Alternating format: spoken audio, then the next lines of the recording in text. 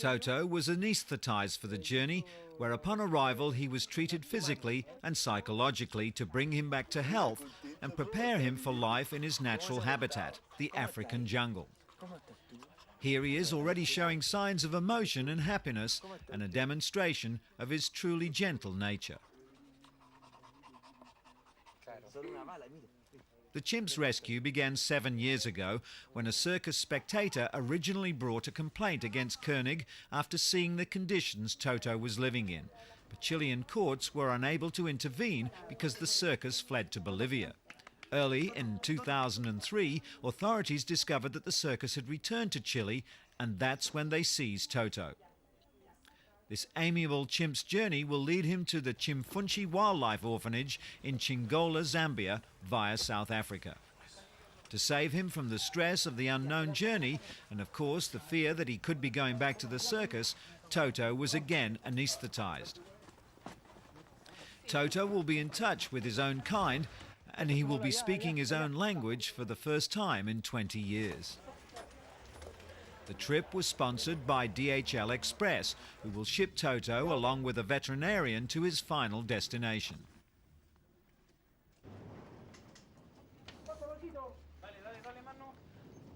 In a state of relaxation, the primate is unconcerned about his destiny, feeling, if anything, a trust in the people who have cared for him for the past 6 months.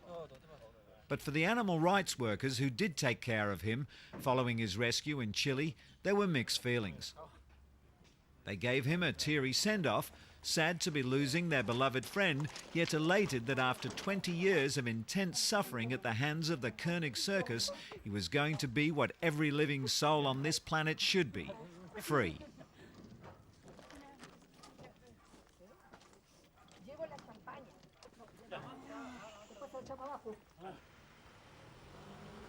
Toto was driven to the airport for an early morning flight to his final destination, the Chimfunchi Wildlife Orphanage. And so, with the utmost of care and under the watchful eyes of the people who loved him, Toto was loaded onto the aeroplane that was to fly him to the world he'd been snatched from 20 years ago. So the next time the circus is in town and you feel like going along to see the acts, think about Toto and the suffering he went through to entertain audiences and make money for his captors. Circuses today don't need to have performing animals. Human acrobatics and death-defying trapeze artists should be sufficient for our amusement.